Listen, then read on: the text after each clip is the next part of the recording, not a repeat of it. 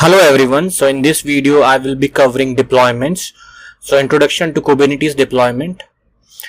So definition of a deployment. Deployment is a higher level abstraction in Kubernetes used to manage the life cycle of applications running on a cluster.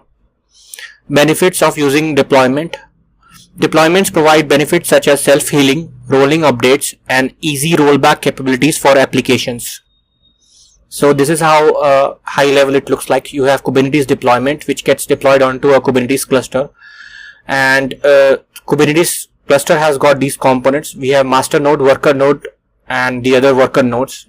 So this is very high level how it gets deployed onto a Kubernetes cluster, and it gets spread out onto different worker nodes.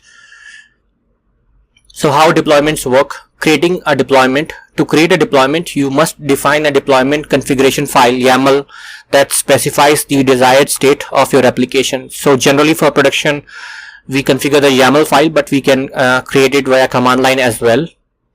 Updating a deployment. So you can update a deployment by changing the configuration file and applying the changes using kubectl.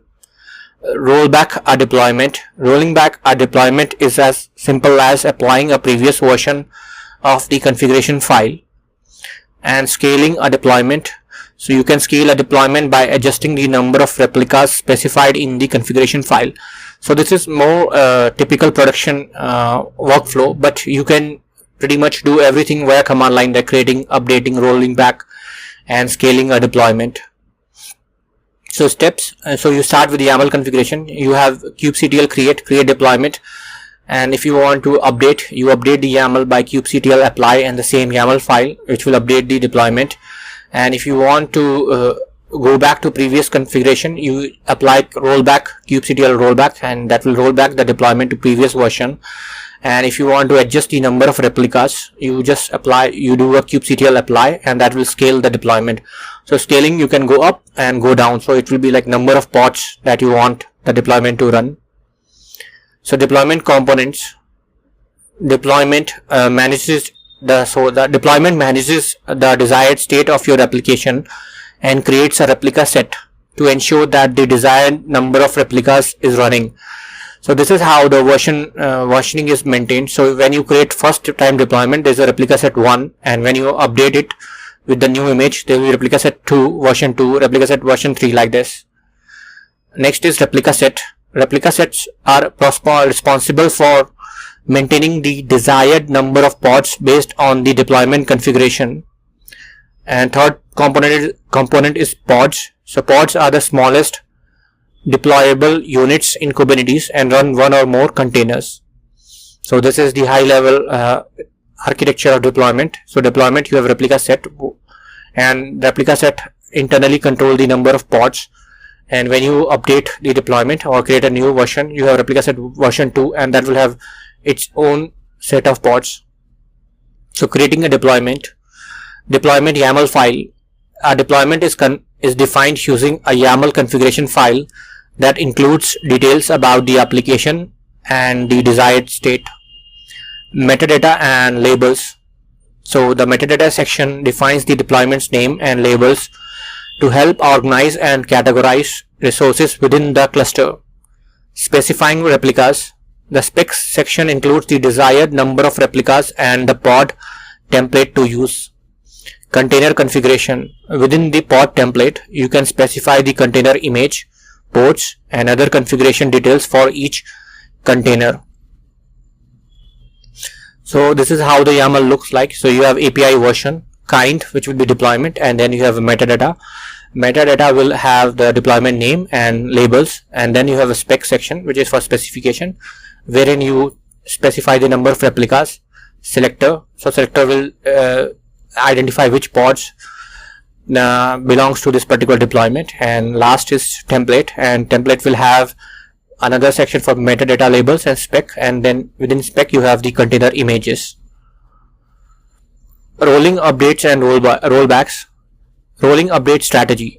The rolling update strategy ensures that the updates are rolled out incrementally while maintaining application availability. Zero downtime deployments. By updating pods one at a time, Kubernetes can maintain zero downtime during deployment process. rolling back. If an issue is detected during a rollout, Kubernetes allows you to roll back to a previous version of the deployment easily.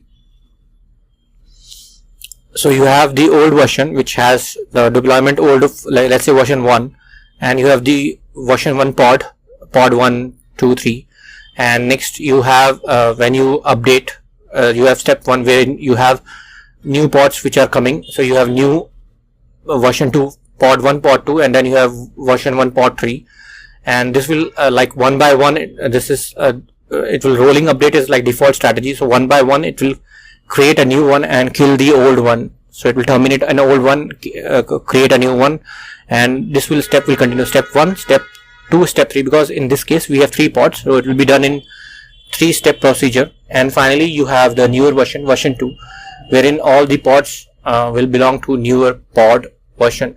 So basically pod version, you can say you are pretty much deploying a new container image with the latest application code. Scaling deployments.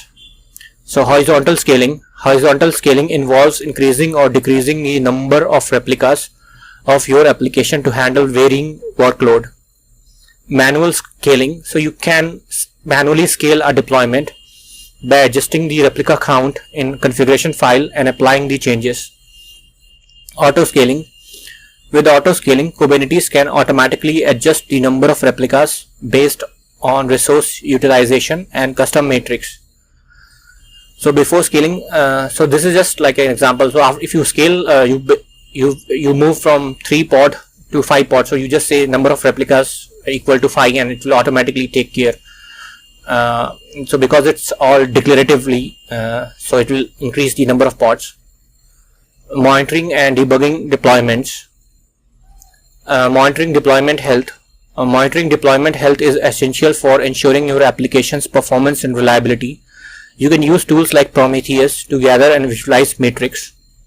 Accessing logs. Accessing logs can provide insight into behavior of your application and help identify issues. Kubernetes allows you to access log using kubectl command or centralized logging solution. Debugging issues. Debugging issues may involve examining logs, monitoring metrics, and modifying the deployment configuration to identify and resolve problems. So these are the monitoring and debugging deployments. So you have CPU usage. So this is one of the metrics: memory usage, network traffic, pod statuses, error rates, response times, resource quotas, and events. So best practices for Kubernetes deployments. Version control deployment configurations. So keep deployment configurations in version control system like Git to track changes, manual rollbacks, and improve collaboration. Use readiness and liveness probes. Use readiness and liveness probes to ensure that your application is healthy and ready to receive traffic before directing traffic to it. Resource limits and requests. Set resource limits and requests to optimize resource allocation and prevent resource starvation among pods. Implement health checks. Implement health checks to monitor the status of your application and ensure its availability and performance. So best practices for Kubernetes deployments. Use labels and annotations. Define readiness and liveness probes. Set resource limits and requests. Use rolling updates. Implement monitoring and logging. Store configurations in config maps and secrets, and use namespaces for isolation. Advanced deployment strategies. Blue-green deployments. Blue-green deployments involve running 2 separate environments, one for the current version of your application, which is blue, and one for the version green. Traffic is switched between the 2 environments once the new version is tested and deemed suitable. Canary deployments. Canary deployments involve gradually rolling out a new version of your application to a small percentage of users to test and validate the new version before making it available for all users. A/B testing. A/B testing allows you to deploy multiple versions of your application simultaneously and compare their performance, user experience, and other factors to determine the best version.